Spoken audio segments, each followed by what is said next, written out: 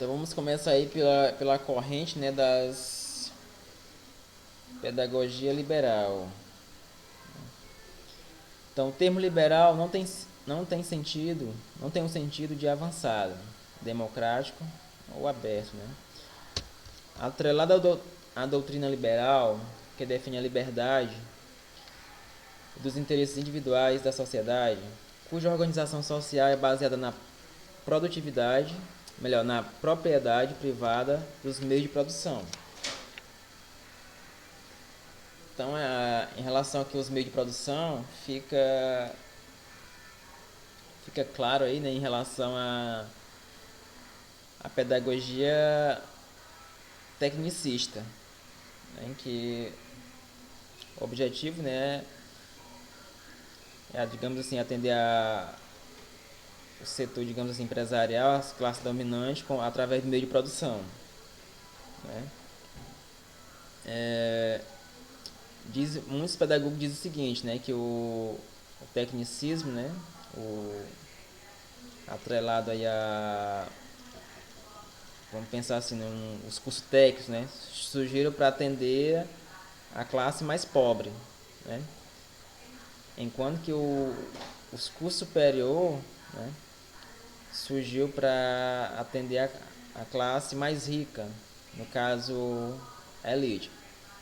Se você voltar aí, digamos assim, uns 15 anos, 20 anos, pouca gente aqui tinha curso superior, né? Contava-se aqui na nossa região as pessoas que tinham curso superior, né? Então era mais acessível fazer um curso técnico. Hoje já está mais curso superior, né? Já está mais comum, né? Muitas pessoas já têm acesso ao curso superior.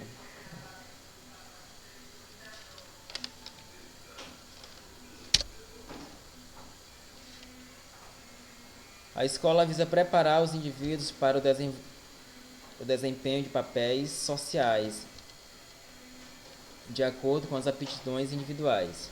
Os indivíduos precisam aprender a adaptar-se aos valores e às normas vigentes na sociedade de classes. Embora difundida a ideia de igualdade de oportunidades, não leva em conta a desigualdade de condições. Isso aqui lembra muito, né, quando eu vejo isso aqui, questão de desigualdade, né, condições de igualdade de oportunidades, né, mas isso não quer dizer que há condições, né, que há igualdade de condições. Muitas vezes o indivíduo entra aí, digamos assim, na universidade, né, teve acesso ao curso superior, né, mas não teve condições de concluir o curso, né. Isso acontece muito aí com as cotas, né. A pessoa entra na universidade através de cotas, né? Veio, digamos aí, a cotas por através de escola pública, né? Baixa renda. O indivíduo vai para uma outra cidade, entrou na universidade. E aí, como é que esse aluno vai se manter, né? Então, muitos acabam desistindo, né? Aí ele não está trabalhando, não vai ter condição de se manter somente estudando, né? Muitos ainda conseguem pegar aí uma bolsa, né, de PIBID ou tá, qualquer coisa bolsa desse tipo, mas dificilmente alguns conseguem isso no primeiro período, né? Muitos conseguem a partir do terceiro. Então,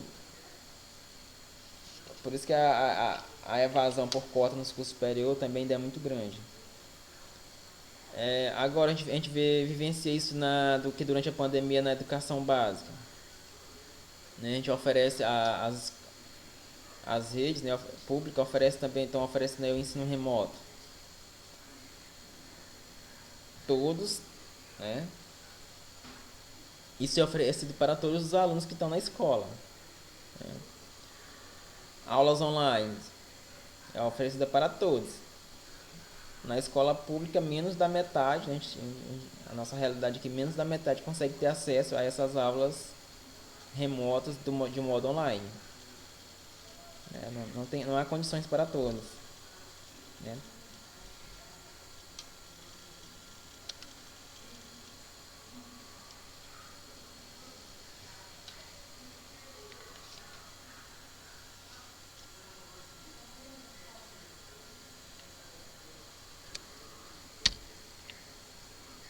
Pronto, aqui a imagem aí que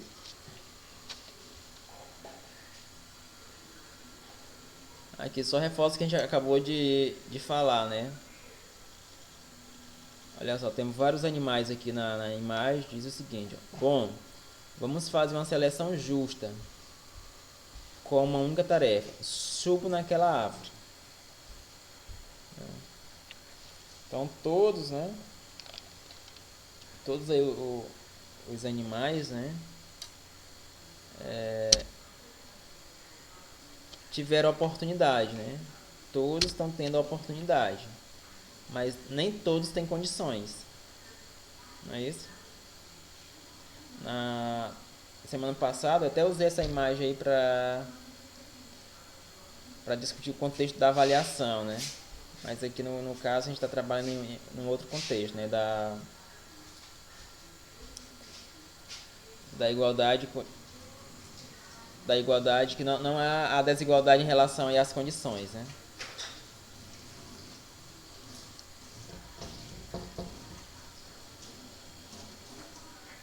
Algum comentário?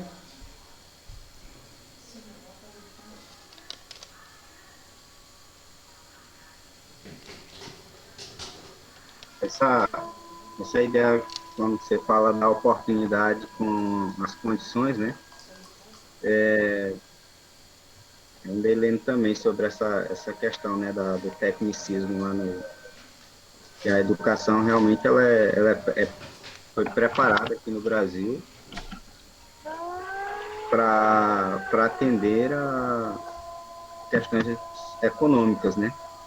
Cidadania fica lá embaixo, o negócio mesmo é mais voltado para essa área, né? De atender a demandas econômicas. Mas também tem um ponto interessante quando a gente fala da oportunidade, que cita como exemplo a imagem de um filme, onde lá quem assistiu o Capitão América, né? Não lembra lá da época que o menino foi recrutado? Não é o nome do cara, rapaz, agora. Enfim, que ele era um franzino, velho.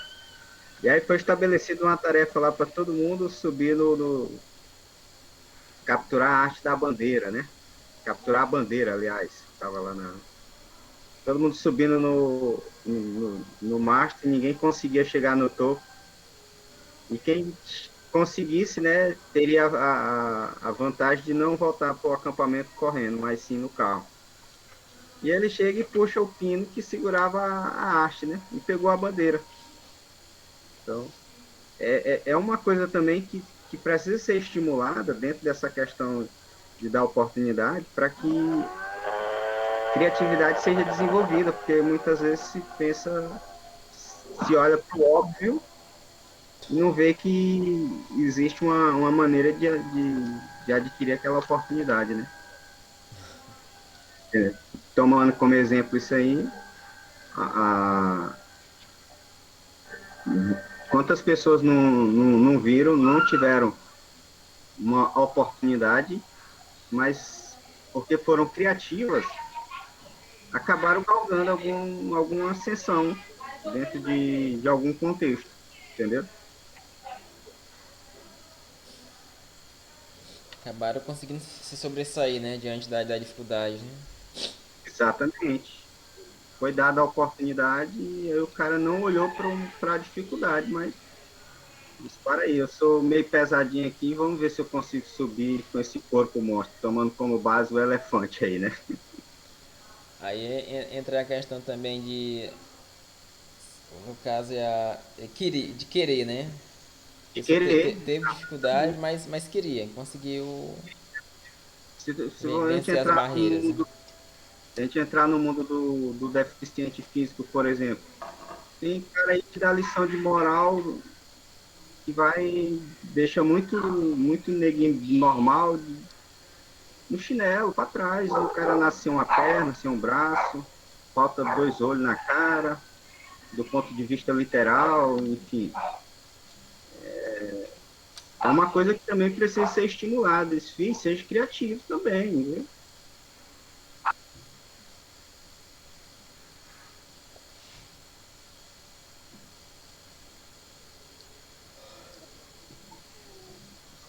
Professor Clamar, Oi. eu olhando essa figura também da questionar a questão também do mestre aí, né? Ele propôs essa tarefa e ele como mestre, que eu estou observando, né, na figura, ele percebe que algum deles aí não tem, não é impossível fazer essa tarefa, concluir essa tarefa, né? Então, o, o que eu achava assim, como ele sabe, ele mais ou menos tem uma noção do que com quem está trabalhando, aí já poderia mudar a forma, tipo assim, mudar uma tarefa para que ele, como ele consiga fazer, concluir essa tarefa, entendeu? E no caso aí, ele está observando, ele observou que nessa tarefa, no mínimo que dois conseguiria, né? Não, três.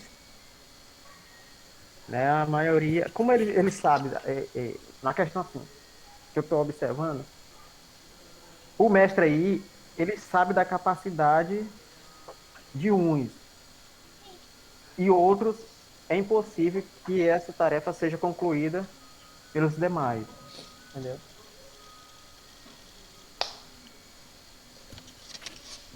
No, geralmente no ensino fundamental 2, né, no ensino médio, a gente só fazendo aqui a comparação com a sala de aula, né? O professor, no início do ano não, né? Mas a partir do terceiro bimestre já dá para conhecer os alunos, né? O professor consegue identificar, né, os alunos já que estão, digamos assim, acima da média, consegue identificar os alunos mais fracos, mas quando vai fazer uma avaliação, né, uma avaliação formativa, né, a avaliação é a mesma para cada um. O professor sabe que aqueles alunos, né, que tem um índice ali mais baixo, sabe que eles não vão conseguir, mas mesmo assim a avaliação é a mesma. Aí o que poderia ser feito? O professor poderia propor, né, como o Paulo falou, uma avaliação no nível mais baixo para esses alunos que têm mais dificuldades. Poderia sim. Porém, né, pense-se o seguinte, que o aluno quando terminar digamos, o fundamental, se ele ficar o tempo todo fazendo essas avaliações, né, mais, digamos assim, mais fáceis, e aí quando ele chegar no ensino médio, o professor que pegar esse aluno no ensino médio nem vai saber da realidade desse aluno, né? Da mesma forma no ensino médio, né? Se ele for fazer uma avaliação com nível mais baixo para esse aluno, aí quando esse aluno terminar o ensino médio, tá? Aí o que ele vai fazer? Reclamar. O que, Oi. que vai acontecer aí? Vai construir um prédio côncavo com espelho. Aí nesse caso aí, entra lá a questão das políticas, pode ser a questão das políticas públicas, né? Ou então uma intervenção, né? Uma intervenção da própria escola, né? Como poderia ser essa intervenção? Eu acho que em algum momento aqui nessa disciplina fala aí da intervenção, né? Um plano de ação, né? Intervenção. Vamos ter que trabalhar com esses alunos aí. Vamos ter que trabalhar com esses alunos que têm dificuldade. Aí como seria? Tem que bolar um plano, né? No caso seria um plano de ação. Ou trabalha aí com esses alunos aí um reforço no contraturno. Se o aluno tem que dar um jeito, né? Se o aluno for da zona rural, vamos escolher um horário para trabalhar um reforço com esse aluno. Porém, seria um plano de ação viável, né? Porém, na realidade, dificilmente esses planos funcionam. Tá? Porque, digamos, na escola do Estado, todos os professores já têm sua carga horária é, limitada, já tem sua quantidade de aula já definida. Aí quem que vai dar esse reforço para esse aluno por fora? Porque o professor que for dar um reforço para esse aluno vai ter que receber, né? Alguém vai ter que pagar. Vai ter que ficar vários dias, né, vários meses com esse aluno, várias horas. O professor nenhum professor vai fazer isso de graça, né? A não ser que surja aí um voluntário, né, para fazer isso. Mas a escola não vai fazer plano de ação contando com voluntários, né?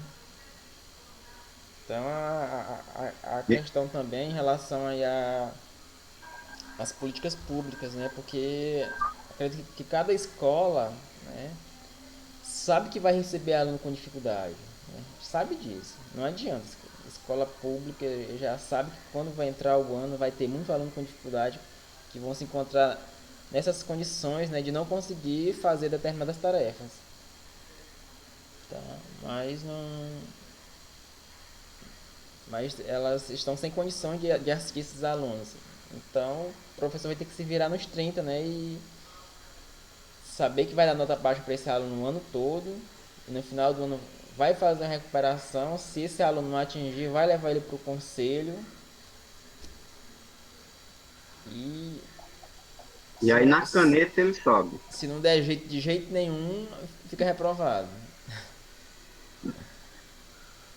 Nesse caso aí, Ô, é, professor, a Clamar, questão da avaliação. Sim. Pode concluir, então, Luiz.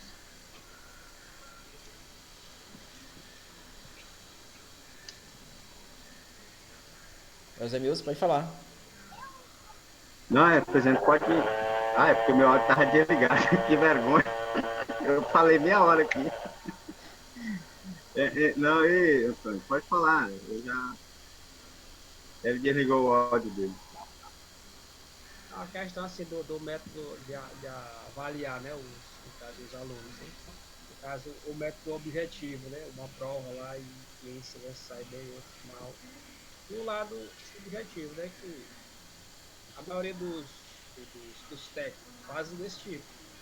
Ele dá uma prova objetiva, mas uma subjetiva, né, por desenrolar. E a nota, ela é dosada numa parte objetiva e outra subjetiva. E aí junta e vai dar uma nota da avaliação. É como se fosse uma prática, né? Esse é o método de avaliar, por exemplo, uma prova. Né? Por exemplo, eu fiz um curso à distância e vale a nota de 0 a 10, mas eu tinha duas avaliações. Um objetivo que valia 6 pontos, mas eu tinha que tirar 7 para poder passar. E uma avaliação só valia 6. E a outra avaliação valia 4, que era o objetivo. Aí juntava a nota, as duas avaliações que davam a nota. Não sei como é que funciona a avaliação. Assim, desse ano agora, sendo 2020, as avaliações na escola, minha filha estuda na escola militar de Timor. E eles usaram muito esse tipo de avaliação. Para ver o desenvolvimento desse que estava realmente estavam desenvolvendo em casa. Não só na prova, porque às vezes tu lança ali uma prova ali no dia lá, aí muita pesquisa, muita coisa, e muitos tiram nota boa. Mas não vê o lado subjetivo. Esse desenrola É porque é muito complicado avaliar um estudante só através de uma prova objetiva. Porque Isso. muitas vezes o aluno consegue acertar a questão sem saber. Às vezes também, tipo, o ano que passou, né? Teve avaliações que eram remotas, mas tinha uma fonte de pesquisa, né? Então seria mais fácil acertar uma questão objetiva tendo uma pesquisa, Hum, do que uma questão subjetiva que a pessoa vai ter que formular e colocar lá direitinho, tipo um fórum da gente, né? Que a gente, avaliação de fórum. A gente não vai escrever qualquer coisa lá, a gente vai ter que estudar e baseado naquilo e dentro do assunto responder.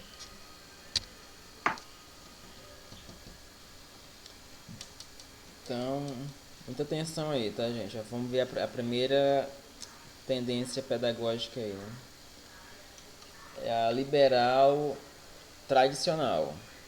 Tá? A tendência é liberal tradicional, essa tendência, o ensino humanístico, cujo aluno é educado para atingir sua plena realização como pessoa. O trabalho pedagógico não tem nenhuma relação com o cotidiano do aluno. Predomina a palavra do professor, das regras impostas, do cultivo exclusivamente intelectual. Aí você lembra lá do vídeo lá da professora. O trabalho que a professora propôs lá, né? Tinha a ver lá com o cotidiano do aluno. Se em algum momento, né, não tinha nada a ver com o cotidiano do aluno, então ela fez uso da pedagogia tradicional. Nessa tendência pedagógica,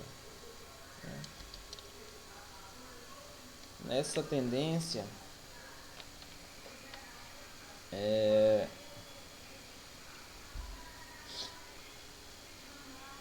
além do conteúdo não fazer parte do cotidiano, né, o aluno também ele não pode perguntar, não pode fazer crítica, tá? Não pode questionar, porque quem é dono do saber é o professor. Vocês podem até observar que com a forma aqui da imagem, né, dá pra ter uma noção de realmente como é que é o professor em sala de aula, né, no método tradicional. Então o aluno não pode questionar. E aqui, ó, não mostra, né, mas a gente percebe que ele está explicando o conteúdo, né, no quadro, né. Que o conteúdo nesse método ele é expositivo.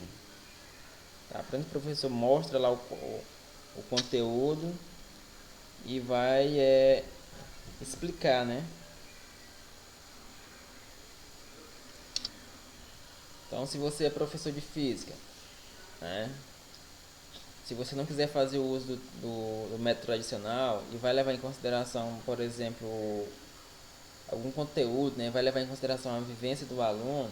Você vai dar, por exemplo, uma aula aí de velocidade.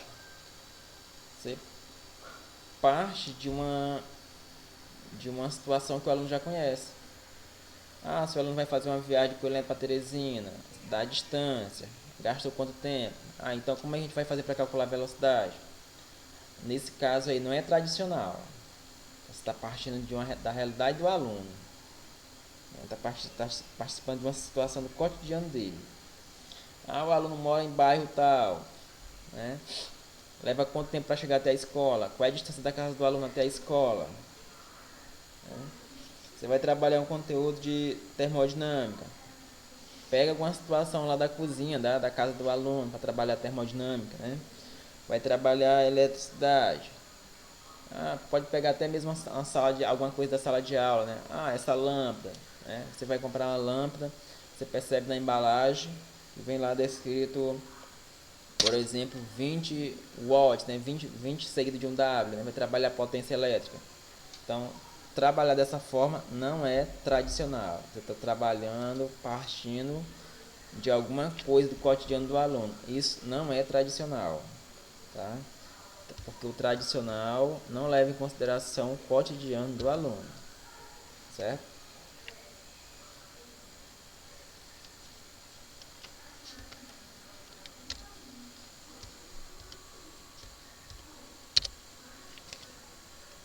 Então, qual é o papel aí da escola, né? Preparação intelectual e moral dos alunos para assumir sua posição na sociedade. E os conteúdos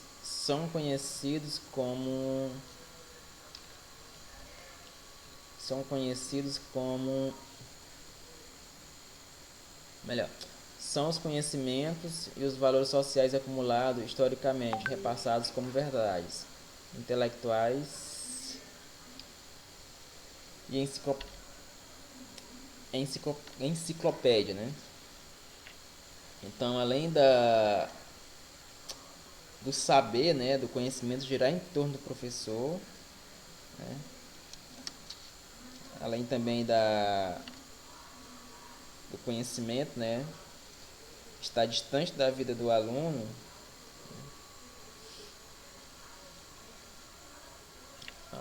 tem essas outras características aí do papel da escola, né, que é a preparação intelectual e moral dos alunos para assumir sua posição na sociedade.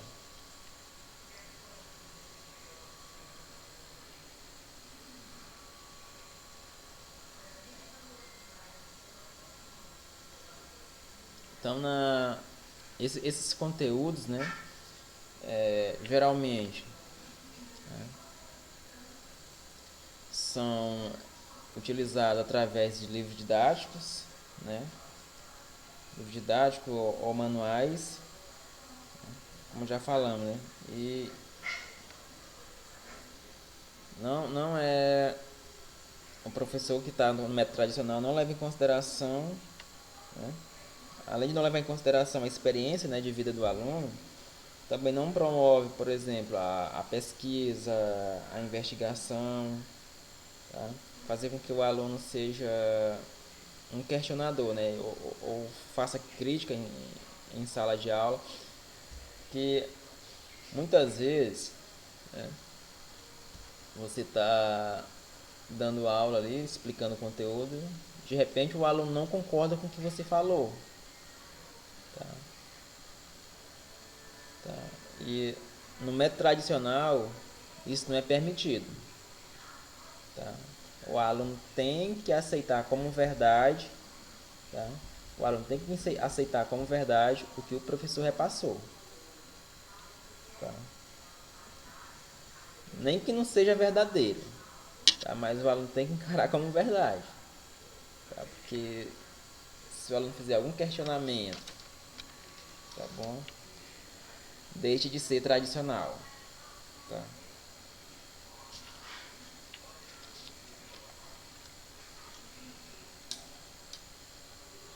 E alguma pergunta aí? Um comentário aí sobre o método tradicional?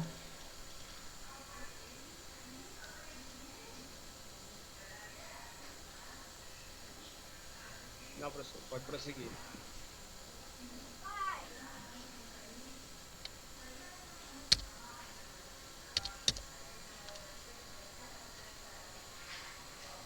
Então, os métodos, né, acontece de forma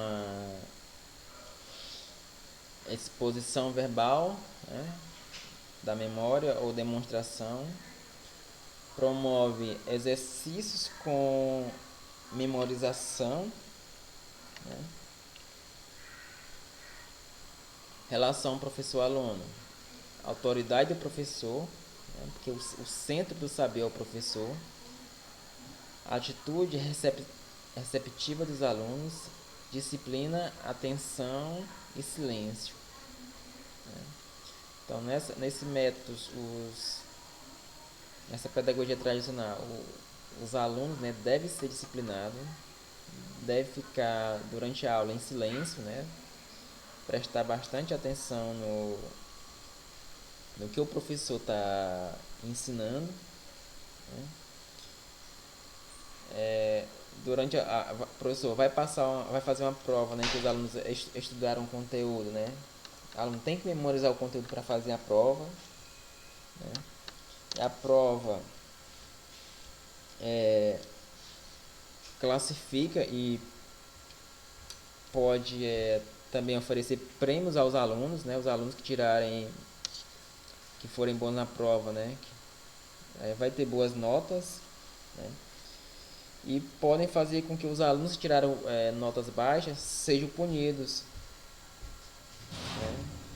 Sejam punidos, né?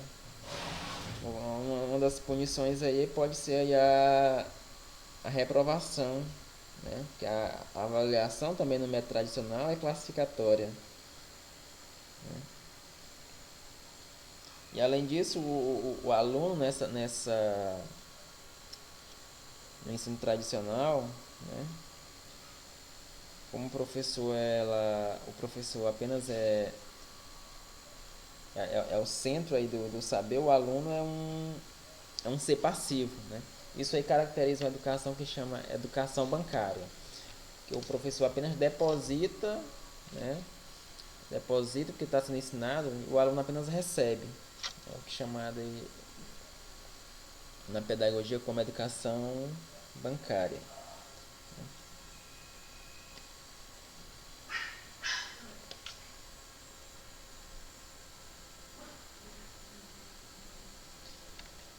Aí vocês analisam o vídeo, né? Vê se houve aí algum momento a professora lá, né, passou exercícios, né, em que os alunos tiveram que memorizar as questões, né? Se houve autoridade da professora, né? Se em algum momento a professora pediu disciplina, pediu atenção, pediu silêncio em sala de aula. Então, se em algum momento isso aconteceu, então, nesse momento, na aula da professora, lá do vídeo, né, foi aplicada aí a pedagogia, né, foi aplicado aí o método tradicional de ensino. Tá?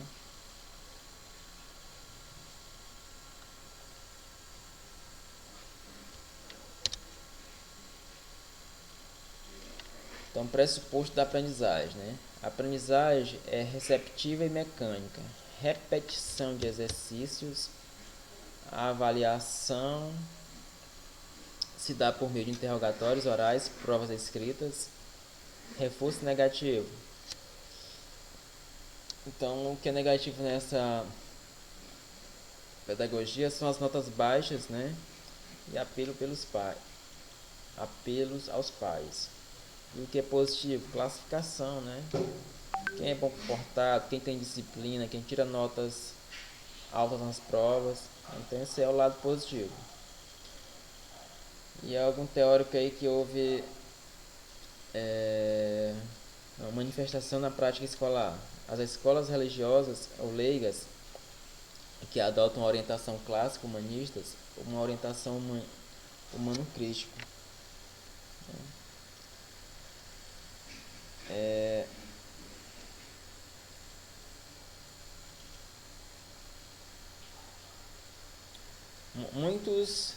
Muitos alunos, né, não sei se vai ser o caso de vocês, né, quando termina a graduação, quando entra na sala de aula, costumam ser muito tradicionais. Aí depois vai ganhando mais experiência e vai mudando aí os métodos de ensino. Porque a gente tem uma perspectiva de querer mudar, né? De querer mudar muito. De querer mudar digamos assim, o ensino, né? Mas não consegue, né? A gente é preso aí a algumas metodologias. E algumas coisas acabam mudando quando a gente faz aí alguma especialização, acaba mudando muita coisa, tá? Acaba mudando o jeito de ensinar. Porque o ensino tradicional é muito bom, tá? O ensino tradicional. Mas nem sempre é necessário, né? Então é importante você ficar mesclando, né? Em algum momento usa o tradicional, em outro utiliza outras metodologias também, tá? A gente, aqui no Manifestação da Prática Escolar, fala aqui das escolas leigas, né? Religiosas, né? Aqui em Coelho, vocês conhecem alguma escola leiga, alguma escola religiosa? Tem alguma? Tem, gente?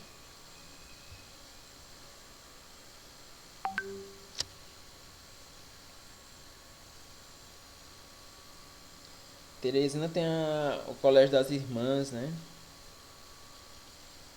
Aqui, Coelho tem Só tinha Carminha que é de espírita, mas ela não fala em religião, não. É só mesmo. Até onde eu sei. Tem os colégios confessionais, né? Teresina tem também a escola Nossa Senhora da Paz, né? Então, nas grandes cidades tem várias escolas aí religiosas, né? Ou leigas, né?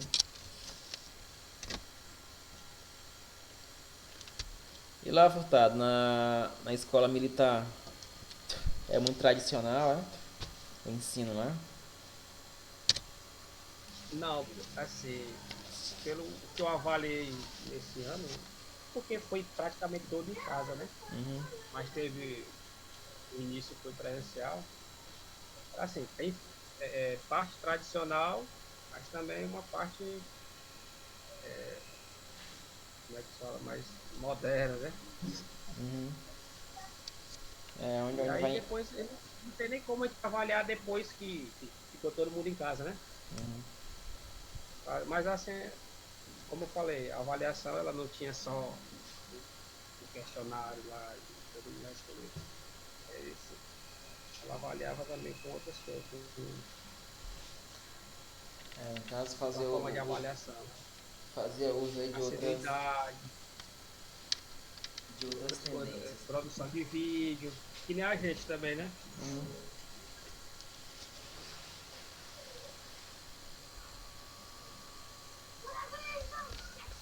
Então vamos ver aqui a Assim, outra. porque eles falaram, só um comentário, né? Que eles falaram lá que de positivo tiveram nesse ano, eles ficaram. A nota do IDEB da escola foi a terceira do Nordeste, escola pública,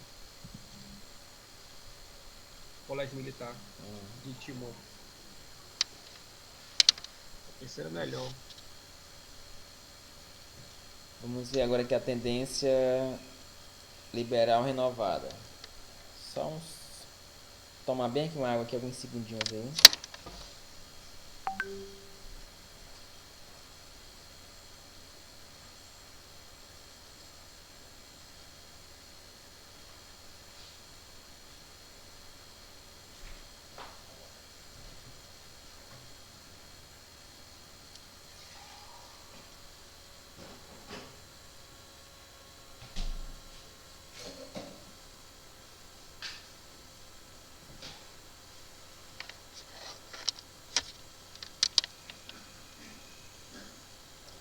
Então, nessa pedagogia, né, a tendência aí liberal renovada, a educação é um processo interno e não externo.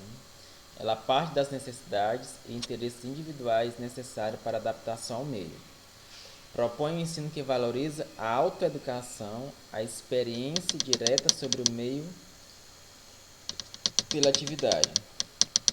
A tendência liberal renovada apresenta-se entre nós em duas versões distintas: a renovada progressivista e a renovada não diretiva.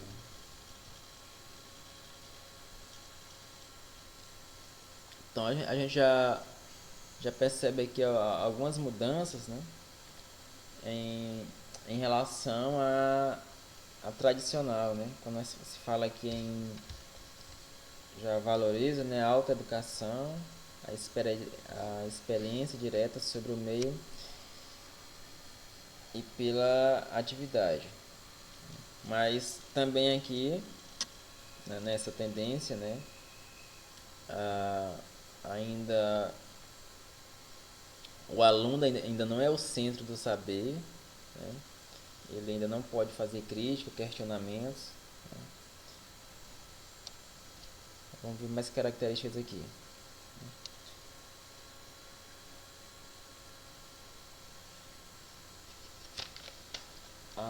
Em relação à liberal renovada progressivista, né? Papel da escola: adequar as necessidades individuais ao meio social, retratar a vida, experiências, deve satisfazer os meios, deve satisfazer os interesses do aluno e da sociedade. Aí, em relação aos conteúdos, né? São estabelecidos em funções de experiências, aprender a aprender. O processo de aquisição do saber é mais importante.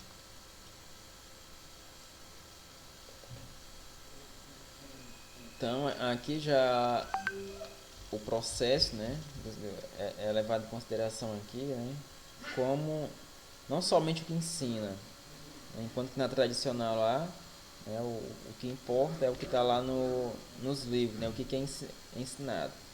Aqui já muda um pouco, né, o processo como se ensina, né, já é levado aí em conta, né. Vamos ver que mais características, né. Os métodos: a pesquisa, a descoberta, a solução de problemas, a adequada natureza do aluno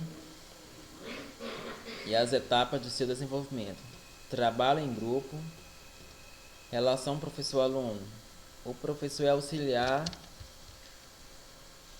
no desenvolvimento da criança, relacionamento positivo entre eles. O aluno também, né, assim como lá na tradicional, né, deve ser disciplinado e é solidário, participante.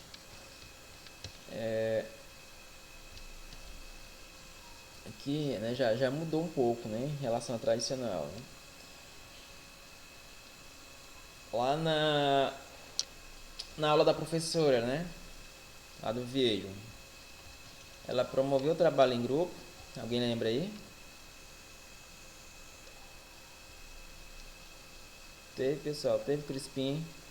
Crispim tá calado, né? Cadê o Crispim? Tá aqui na sala ainda. Eu ainda não assisti o vídeo dela lá Teve, ainda, eu professor. vou começar. Teve, né? Teve, essa avaliação teve. Teve uma hora que ela usou nesse trabalho. Formou grupos lá de alunos lá. Então se Grupo. houve trabalho em grupo, né? Se houve pesquisa, se promoveu a pesquisa. Então nós temos aqui a pedagogia liberal renovada progressivista, né? Então aqui a gente percebe que o aluno já participa, né? Então houve também proposição de problemas, a professora propôs algum problema para os alunos buscarem a solução.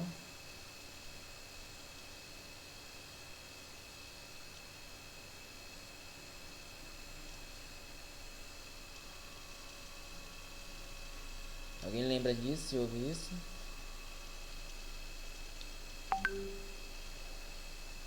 Então, se tem trabalho em grupo, se houve pesquisa, isso quer dizer que o aluno, né, já começa a participar, né?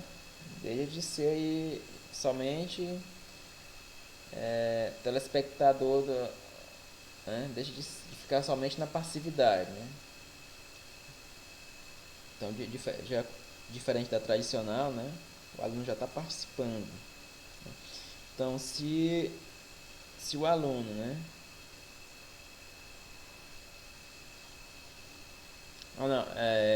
tá participando, tá pesquisando, se isso aconteceu lá no vídeo, você vai ter que registrar isso lá no texto dissertativo, né? Quando foi que, durante a aula, né? Quando foi que aconteceu, em que momentos é apresentada a tendência liberal renovada progressivista? Aí você vai dizer, quando a professora propôs trabalho em grupo, quando os alunos estavam fazendo a pesquisa, você vai ter que descrever isso, os momentos em que isso aconteceu durante as aulas da professora, né? Vai ter que identificar isso lá no seu texto, né? Vai ter que escrever.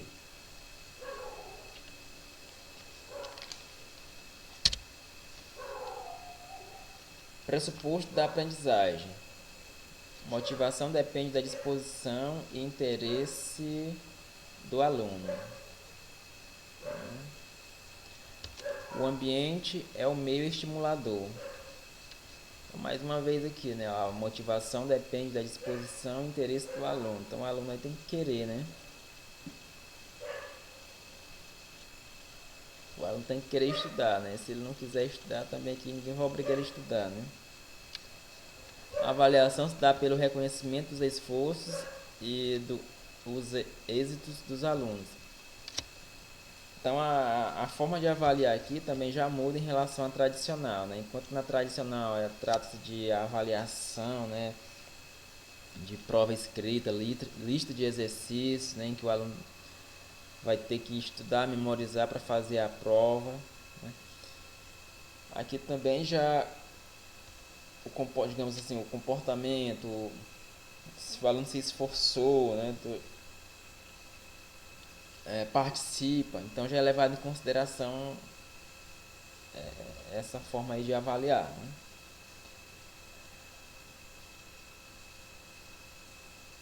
Eu costumo também avaliar os esforços do aluno, né? Em determinados períodos, digamos, você tem uma turma com, vou ter que dar 3 notas, né? Vai ser 3 notas.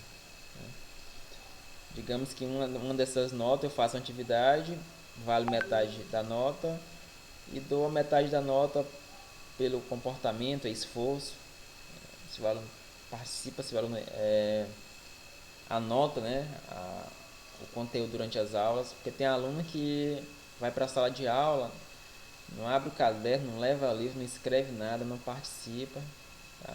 Então em algum período, escolher algum período do ano para fazer isso, para avaliar os esforços aí dos estudantes.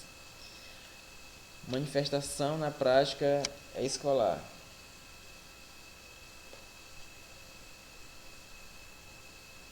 Adotados em escolas particulares, né? Método Montessori, né? ou muito conhecido também como Montessoriano, né? O método Centros de Interesse de De Crowley e o método de projetos Dewey, né? Então, né, esse método aí montessoriano, né, ou Montessori, né, que foi desenvolvido pela autora Maria Montessori,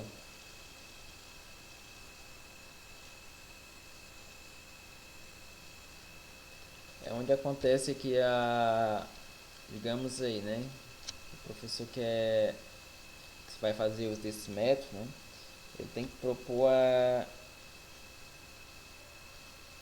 uma aula, né, em que há harmonia, né, que há efetividade em sala de aula, em um aluno querer estudar, né, em querer aprender, tá?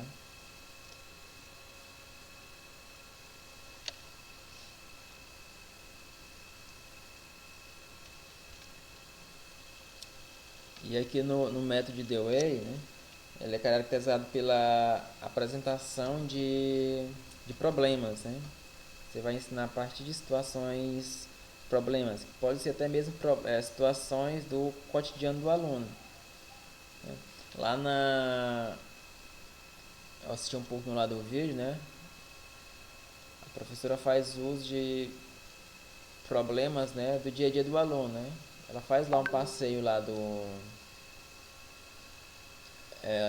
tira os alunos da sala de aula, né? Antes disso, faz algumas perguntas e os alunos vão em busca, né? Vão em busca de respostas, né? E a gente percebe ali que são situações do dia a dia, né? Para quem já assistiu o vídeo aí vai lembrar disso, né?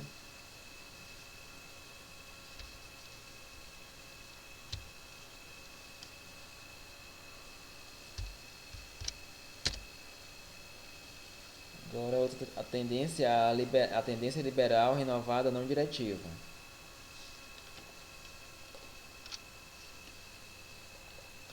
Nessa tendência, o papel da escola, né, dá-se pela formação de atitudes, adequação pessoal às solicitações do indivíduo, autodesenvolvimento e realização pessoal. Conteúdo: transmissão de conteúdos é secundária. Facilitar ao aluno os meios para buscarem por si mesmo os conhecimentos. Quando isso acontece, né, os alunos buscar por si mesmo o conhecimento, né, acontece algo chamado aí de transposição didática, né? Se a gente fizer a comparação com o tradicional, né? Enquanto que no tradicional é o professor que ensina, né, que repassa o conteúdo para os alunos, aqui já muda, né? O aluno que vai em busca do conhecimento. Então houve uma transposição aí de transposição didática, né? Em que o professor não vai apenas repassar os conteúdos, né? Assim como na tradicional, como eu já falei, né?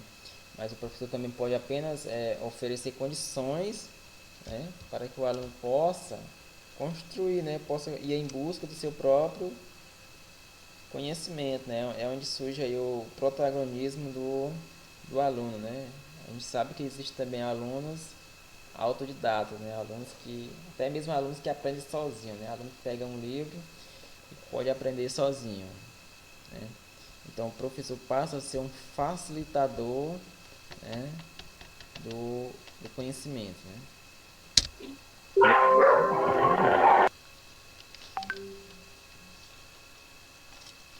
Os métodos, né?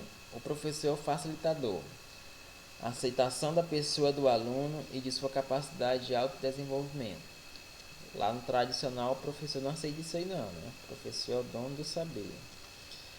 Melhorar o relacionamento interpessoal.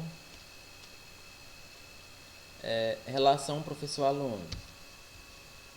A educação, né, não é mais centrada no professor. A educação agora, tá, é centrada no aluno. O professor deve garantir clima de relacionamento pessoal e autêntico.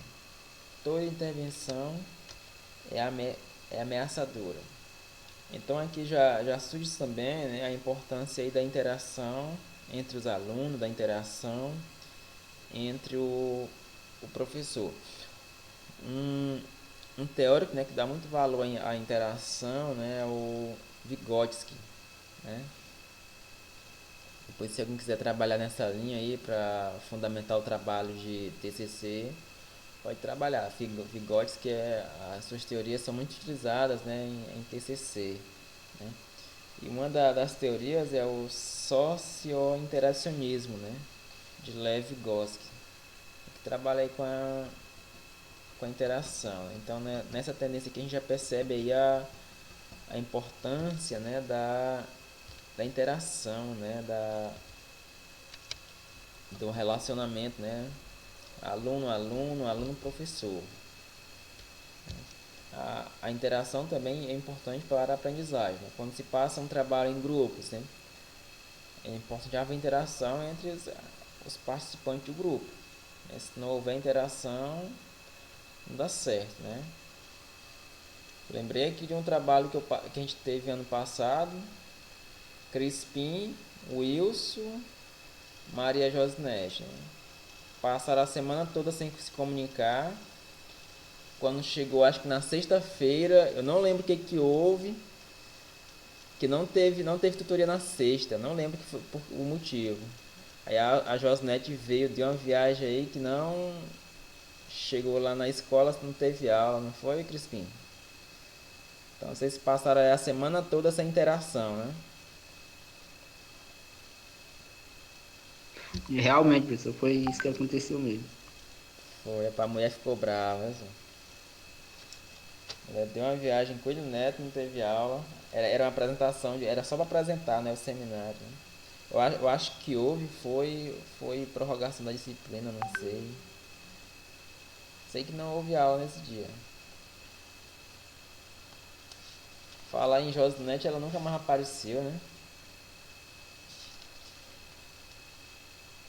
Também sumiu a Josinete, sempre participava das tutorias.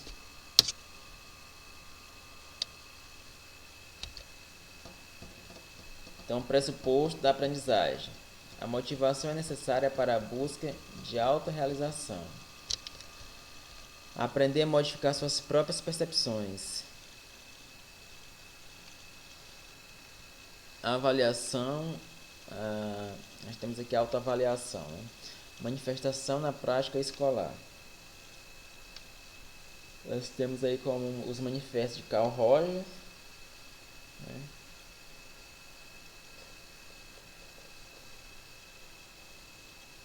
como aqui já é uma tendência, né, onde passa-se a ser o centro, né, da aprendizagem, no caso já o aluno, né, o Carl Rogers, que ele foi desenvolver do método, né, chamado aí de abordagem centrada na pessoa. No caso, a gente pode trazer aqui um método centrado, né, no aluno. Influenciou orientadores educacionais e psicólogos escolares, né.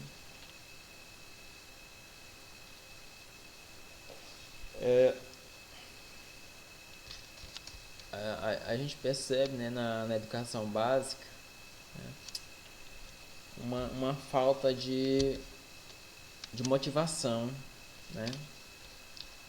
A gente sempre fala aqui, né, que o aluno só aprende, se ele não quiser, ele não aprende de jeito nenhum, né? O professor pode fazer o que for, o aluno não vai aprender, né? Então o aluno está aí sem motivação, né?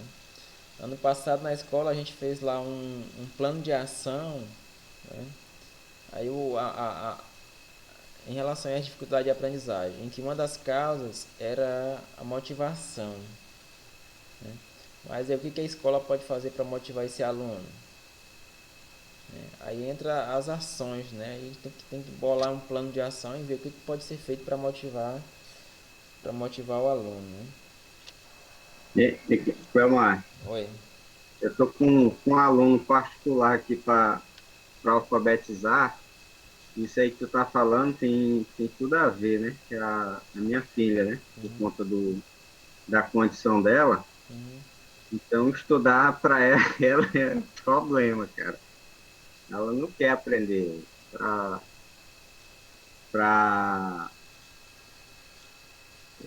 para fazer o cabeçalhozinho lá das tarefinhas que vem. Moço de Deus, dá um. Ela chora, ela diz que está cansada, ela tal. Então, eu estou bolando aqui um pequeno softwarezinho para ela. Porque como ela gosta muito de celular e ela não quer aprender do jeito tradicional, e vai ter que aprender alguma coisa, porque a escola vai exigir isso dela. Então, eu estou montando um dicionário aqui com palavras, com imagens e divisão silábica para ela usar pelo computador, pelo celular, porque aí ela interage. Mas se botar ela para ler no convencional, aí dá agonia, dá choro, dá cansaço, dá dor de cabeça, dá tudo que você imaginar. E ela diz, entendeu? Demonstra, né? Ainda diz, né? Ainda diz, ainda diz. Autismo tem disso, né? O grau de sinceridade é bem elevado. Ela tem quantos anos? É, tem 7 anos. Novinha, né? E já era para estar alfabetizado, mas por conta da condição dela, né? Então, o ano passado, eu assisti muito vídeo de alfabeto com ela, no YouTube mesmo, ficava assistindo, botava ela para assistir. E aí, na prova final aí que a escola aplicou nela, né? Uhum. Ela passou com certo louvor, né? Tirou uma nota lá que resolveram avançar ela. Mas porque tivemos que pensar em alternativas, entendeu? Porque o método convencional não chama a atenção dela. Esse negócio de ficar sentado, o professor explicando e ela aqui dando atenção não funciona, não rola com ela. Diante dessas situações, tem que pensar em um plano de ação, né? É, aí eu estou Assim, passando o umas noites professor, acordadas aqui para fazer esse negócio para ela. o professor, né, ele tenta inovar dentro da sala de aula. Eu lembro que um tempo atrás eu trabalhava, fazia um desenhozinho aí, o professor pediu para ele fazer um alfabeto ilustrado para ele mostrar para os alunos dele, né? Para a escola, alfabetização. E ali foi um método, ele encontrou assim de uma forma bem didática de passar e mostrar o alfabeto, a letra, o bicho, um desenho que assimilasse, né? Partindo disso aí, tem vários aplicativos aí de alfabetização que a gente vai. Tem um bem conhecido, aquele Grafo Game, parece. Grafo Game. É passa aí a música. O governo federal mesmo, ele anuncia ele. É para quem está iniciando, é bom. Ele é um jogo, aí a criança ela já gosta disso, de celular, computador, aí ela vai aprendendo jogando, né? De uma forma. É essa a ideia, Furtado, que eu quero fazer aqui para minha filha, entendeu? Que é, É, o menino já pega as coisas no ar, né? Tu tá falando, tu tá pensando, ele já entendeu o que tu fala, mas ela sim, não. Rapaz, eu lembrei aqui, né, de que meu filho, né, tem 4 anos. Aí eu acho que ano passado, né? Início do ano passado. Aí eu quero ensinar algumas coisas pra ele, né? Tipo ensinar o alfabeto, ensinar os números, né? Aí primeiro eu fiz de. Eu baixei umas fontes aqui pontilhadas no computador. Aí eu tipo, fazia as letras, o alfabeto todinho e os números tipo de 1 até 60. Aí pedi pra ele cobrir, né? Aí ele só começava, né?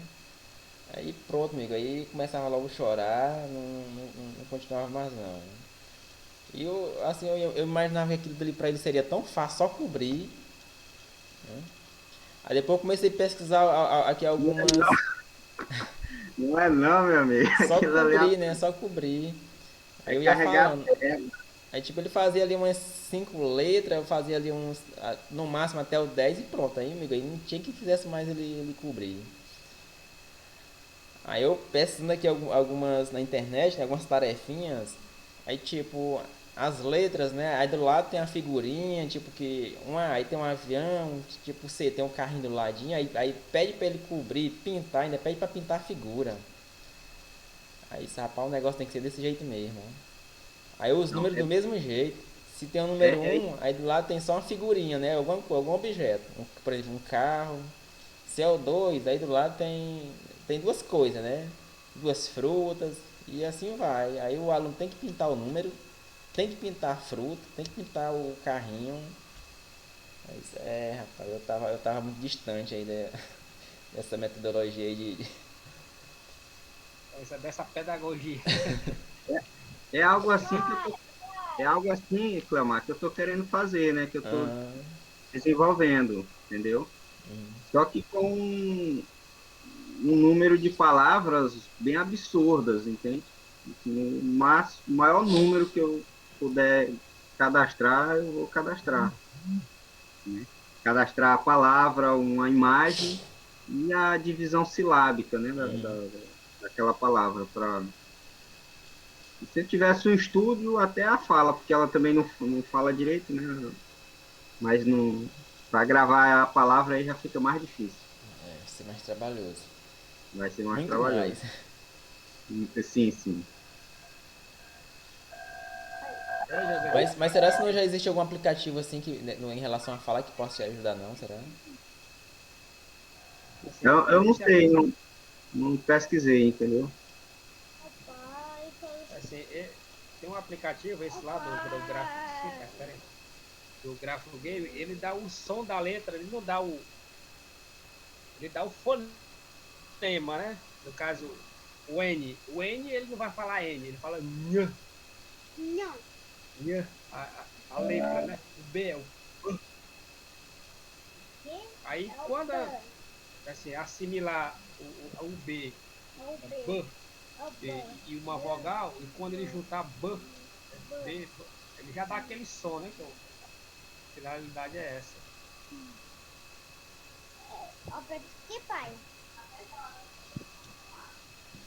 Aqui o grande problema dela hoje, para ela dizer uma letra do alfabeto, ela tem que cantar a música até chegar naquela letra. Se eu mostrar o M para ela, aí ela começa cantando. Quando chegar na letra M, ela para. Aí desse jeito não funciona lá fora, né? Então é quebrar isso, né?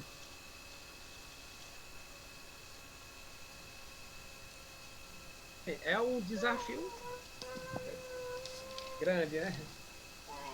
É um pouco grande. Por isso que meio que faz aula de reforço, faz, né, para aprender a viver no mundo dos doidos, né?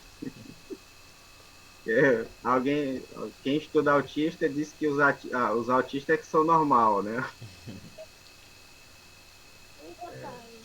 É que assim, o pouco que eu vi, né? Que é muito pouco. Que assim, é um mundo paralelo, né? Que ele tem a realidade e tem o mundo deles, que é o mundo deles. É o mundo Exatamente. paralelo. É um mundo deles. É o mundo real, é o mundo Exato, real deles, né? Isso exatamente. não. Aí quando entra na nossa realidade, aí choca, velho. Choca e não. Entendeu? Vamos lá, continuando aqui as tendências. Então, na tendência liberal renovada, não diretiva, o professor ele deixa, né, de ser lá o dono do saber e passa a ser apenas, né, um facilitador. Né? A aceitação da pessoa do aluno e de sua capacidade de autodesenvolvimento, melhorar o desenvolvimento interpessoal, educação centrada no aluno, né, a relação aqui professor-aluno. O professor deve garantir o clima de relacionamento pessoal e autêntico. Toda intervenção é ameaçadora. Né? Então, é diferente, né, das outras tendências, né? Eu acho que, calma aí, só voltando bem aqui, tá certo.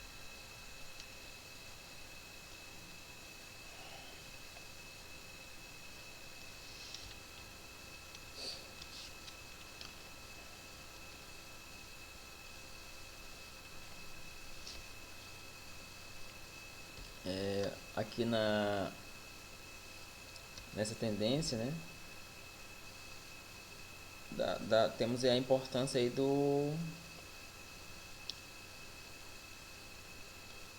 da interação, né, que eu acabei de falar, né? Interação entre o professor-aluno, aluno-aluno e assim por diante. Aí eu vou adiantar aqui, tá? Que a gente falou de interação agora há pouco.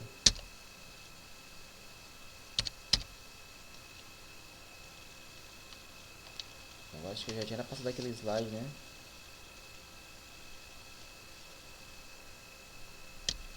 Pronto, era aqui, ó. Que eu voltei o slide. Então vamos aí pro tecnicismo, né? Tendência liberal tecnicista. Então, né, essa tendência, né? A escola visa a preparação de recursos humanos para o mercado de trabalho. A sociedade industrial e a tecnologia estabelecem as metas econômicas, sociais e políticas. E a educação treina os alunos ao comportamentos que direcionam o alcance das metas. O essencial não é o conteúdo da realidade, mas as técnicas, as formas, né, de descoberta e aplicação. Então, nessa tendência, né, o conteúdo, né, deixa de ser importante, né, como nas outras tendências. Né?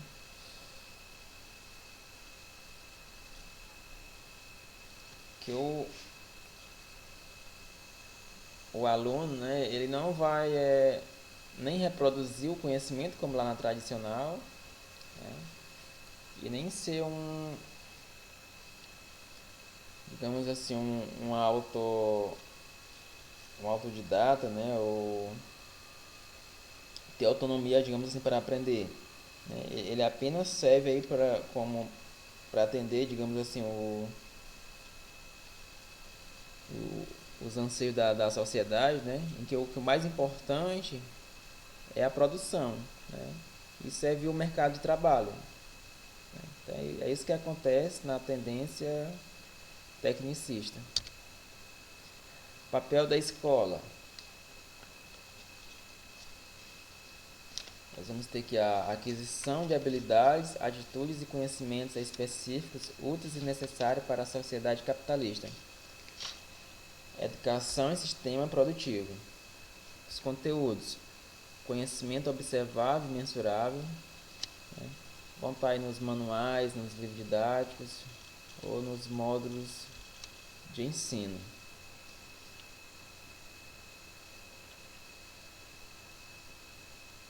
Então,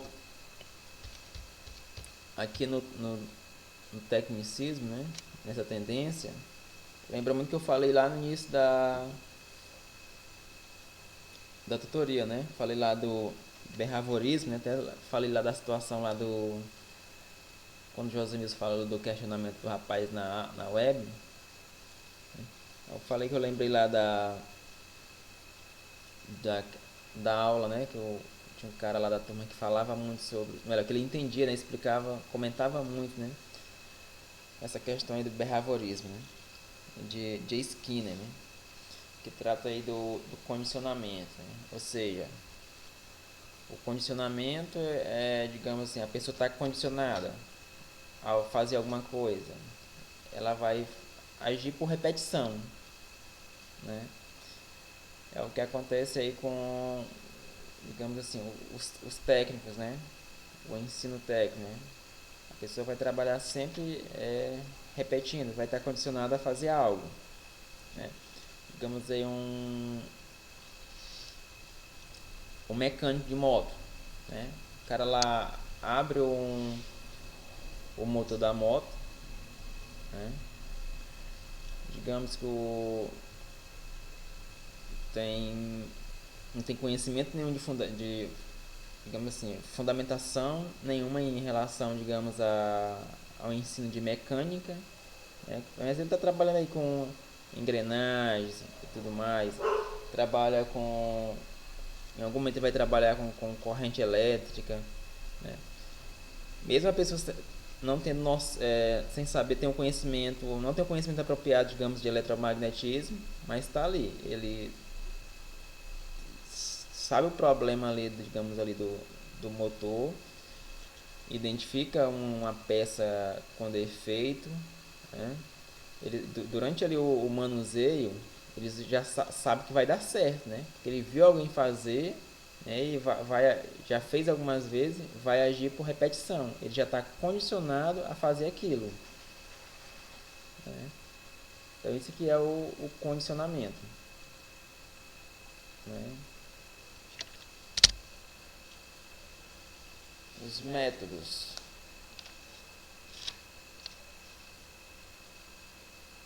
procedimentos e técnicas necessários ao arranjo e controle das condições ambientais que assegura transmissão, recepção de informação, relação professor-aluno, papéis definidos, né? Tudo é técnico, comunicação técnica, não é importante as relações afetivas.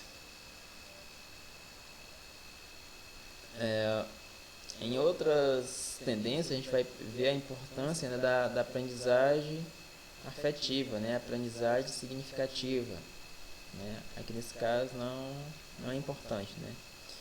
O professor transmite o conteúdo conforme um sistema instrucional, né? Ela entre a verdade científica e o aluno.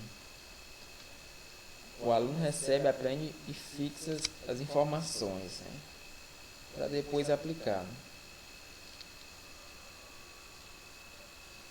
E aí, professor? Oi. No caso, essa metodologia aqui, né? Tecnicista. É tipo, vamos dar um exemplo, né? Os cursos técnicos. Os técnicos. Um exemplo, um curso técnico de mecânico de motos. Ele não vai entender toda a mecânica que tem por trás do motor, mas ele vai aprender a montar e desmontar aquele troço lá. E vai funcionar, mas ele não vai. Ele não sabe a fundamentação, né? Por que funciona. Fundamentação. Porque funciona, mas ele vai. Fica mecanizado, né? Ele aprende, que é esse caso aí, né? O professor transmite o conteúdo conforme o sistema funcional, né? Aí o aluno recebe, aprende e fixa as informações. ele manipula ali, sabe que funciona, né? Sabe que vai funcionar, mas não sabe por quê. Muito difícil, né? Vai saber. Alguns mais curiosos, que eu lembro que eu já fiz um curso técnico, que é curso técnico não, fala curso técnico. Mecânica de motos, pelo Senai. Isso 15 anos atrás, mais ou menos. Assim, tinha uma metodologia, não ensinava parte da física, ensinava as peças do motor, tinha a parte de metodologia, desgaste de peças, essas coisas assim, que quem tem curiosidade vai vendo, né? Mas mais a parte a teoria e a prática na hora lá, que é botar e desmontar e fazer o motor funcionar. Identificar o problema. Pois é. E nesse ensino, no ensino técnico, né? O, o aluno aprende muitas vezes não porque quer, né? Mas sim porque precisa trabalhar. Como eu já Aí falei lá. voltando lá aquele pensamento lá do capitalismo, né? Com aquele cara lá, rapaz, o Marco Weber,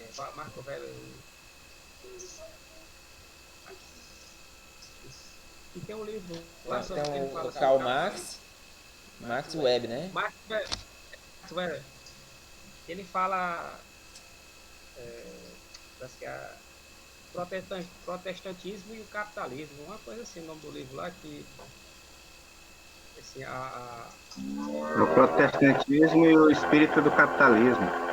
isso, parece que aí a análise que ele faz da América, no caso, que é mais que vieram para a América, lá dos Estados Unidos, né? Ele assimilou o protestantismo com o pessoal que gostava mais de curso técnico, para já entrar no mercado de trabalho, né? E os outros, católicos, outros, queriam mais cargos de Estado, mais comodidade, e iam para áreas de humanas, né?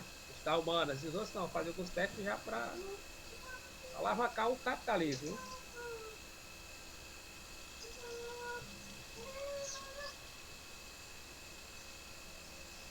É isso mesmo. Como até falei no início da aula, né? O curso técnico, né? Digamos assim, surgiu para os pobres, né? A pessoa quer entrar no mercado de trabalho exatamente a atender o capitalismo, né? Atender o mercado de trabalho. Dificilmente alguém da elite vai fazer um curso técnico. Né? Quem está da elite vai fazer um curso técnico para quê? Quando faz um curso, não vai fazer um curso superior, né? Porque tem muita gente que está na elite também não faz nem curso superior, né? Mas está lá.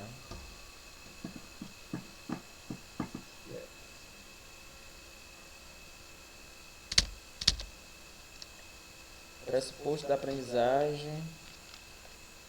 Aprender uma questão de modificação do desempenho.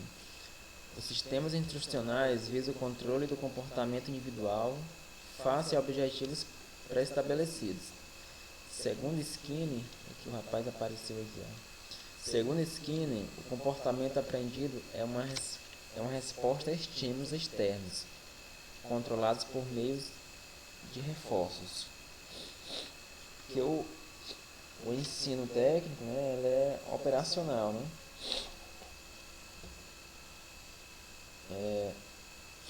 Vamos pular bem aqui. Manifestações na prática escolar. Nós temos aqui as manifestações dos anos 60, orientação político-econômica, né, durante o regime militar. Né? Nós temos aqui umas leis que organizam o ensino superior e o ensino de primeiro e segundo grau. Durante o regime militar, né, regime militar aqui, né? Regime militar ou ditadura, né? Houve algumas transformações, né, na educação ou reformas educacionais, né? Foi dentro esse período aqui, né, no caso, 68, né? Que aconteceu essa.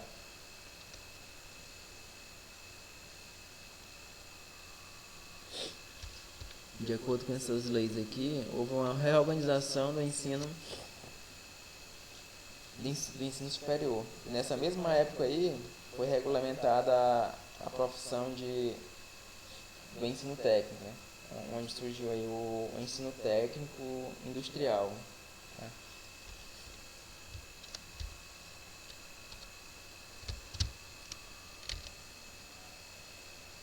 Eita, já são 10 horas, né?